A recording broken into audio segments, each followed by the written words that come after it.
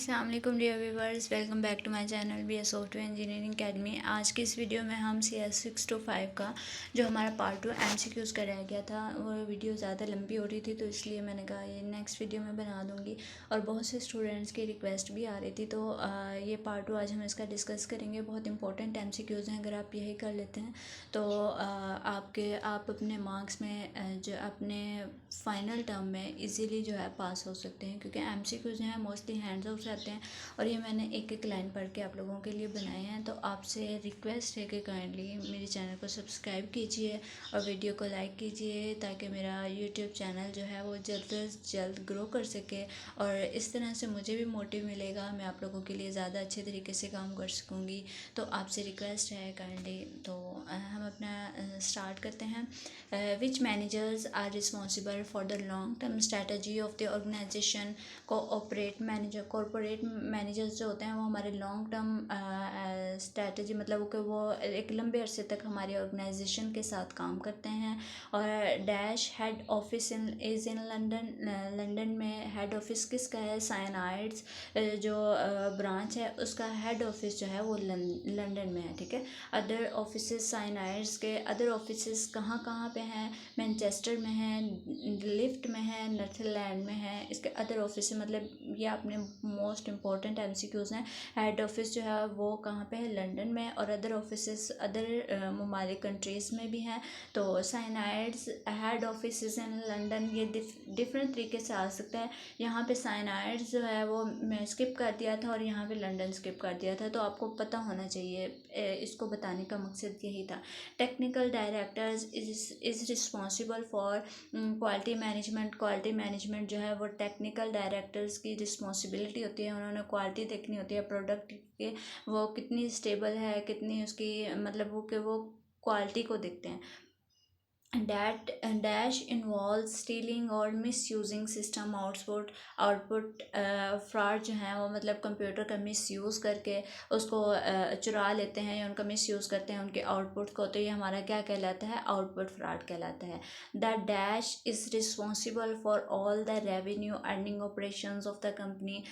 मतलब कि कौन रिस्पॉन्सिबल होता है जो रेवेन्यू अर्न कर रही है कंपनी ऑपरेशन से, तो वो कौन उनका जिम्मेदार होता है? वो ऑपरेशन डायरेक्टर्स जो होते हैं हमारी कंपनी के, वो उनके रिस्पॉन्सिबल होते हैं जो कंपनी ऑपरेशंस और रेवेन्यू अर्निंग करती है, ठीक है।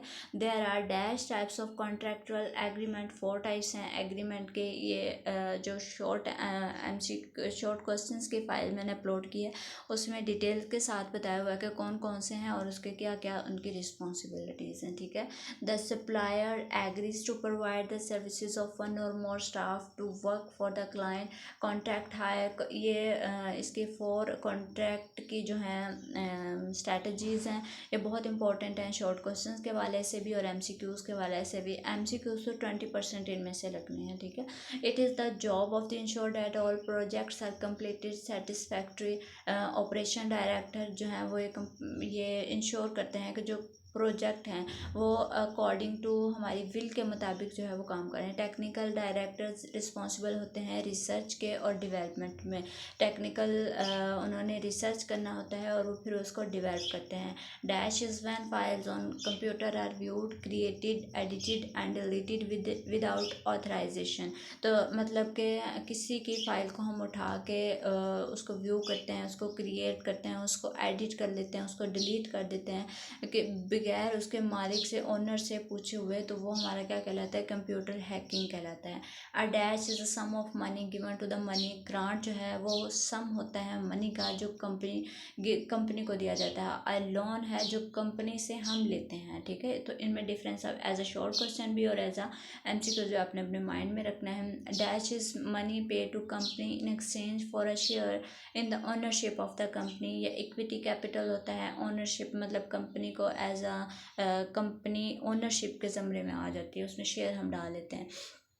A dash is a prediction of the future financial positions of the organization covering usually the current of the next financial year। ये हमारा बजट होता है जिसको हम फ्यूचर फाइनेंशियल ईयर को पोजीशन अपने ऑर्गेनाइजेशन की पोजीशन को देख रहे होते हैं कि उसको कितना बजट चाहिए होगा, कितनी उसमें कॉस्ट आनी है एट्सेट्रा। तो ये हमारा टोटली बजट उसके अंदर आ जाता है कि एम्प्लॉयज़ को कितनी सैलरीज देनी है etcetera. Budgeting is an administrative process, बहुत इंपॉर्टेंट MCQs है। A document dash is the amount of cash accepted to be received and disbursed in each of the next 12 months। ये हमारा कैश फ्लो प्रिडिक्शन होता है जिसको disburse किया जाता है नेक्स्ट 12 मंथ में या उसको रिसीव किया जाता है। Team working is a vital element, बहुत इंपॉर्टेंट है। In many high risk area the safety system that's are on computer control. जो हाई रिस्क जहाँ पे खतरा होता है वहाँ पे जो सेफ्टी सिस्टम है उसको कंप्यूटर कंट्रोल कर लिया जाता है। At work usually only hits the headlines when there is a major disaster. तो हेल्थ एंड सेफ्टी है। When a computer network connects people or organization, it is social। जब computer network जो है people और ऑर्गेनाइजेशंस को connect कर लेता है तो एक सोशल नेटवर्क बन जाता है। Payment is on the basis of fix rate of for each man day worked, मतलब कि हर दिन की पेमेंट उस दिन के काम के बदले जो है वो मिल जाती है। तो ये कॉन्ट्रैक्ट हायर में होता है। ये मैं फिर आपको बता रही हूँ, बहुत सारे MCQs इसमें से आ रहे हैं। It is somewhere between a contract hire agreement and a fixed price contract time and material and dash are typically use to assess some aspects of the organisation and make to proposal for improvement. Consultants होते हैं। Computer network is a set of machines connected by a set of cables. Computer एक network है machines का जिनको cables के ज़रिए जो है कनेक्ट किया जाता है। Social network is a set of people. Social network है उसमें बहुत सारे पीपल्स को हम कनेक्ट कर लेते हैं। Involve dash involve the dishonest alliteration of a computer program. ये कंप्यूटर प्रोग्राम में होता है डिसऑनेस्ट तरीके से कंप्यूटर को यूज़ करना। Accessing a computer without the authorisation of owner, मतलब किसी के कंप्यूटर को उसकी जो है परमिशन के बगैर उसके ऑथराइजेशन के बगैर हम यूज़ कर लेते हैं तो वो हमारा कंप्यूटर हैक में आ जाता है, हम उसके कंप्यूटर को हैक कर लेते हैं। ठीक है। लिटरल मीनिंग्स मीनिंग लिसनिंग और spying secretly.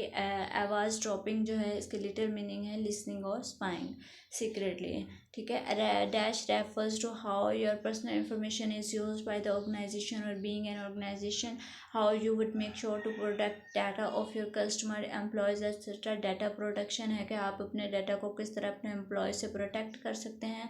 Dash refers to the privilege prolong to an individual by law of or by the organizational policy where the individual can keep the informational secret to or form specific groups. ये privacy होती है। The process of attempting to gain or successful gaining unauthorized access to computer resources is called hacking कहलाता है। Unauthorized तरीके से उसको access कर लेना कंप्यूटर रिसोर्सेज को हैकिंग में आ जाता है।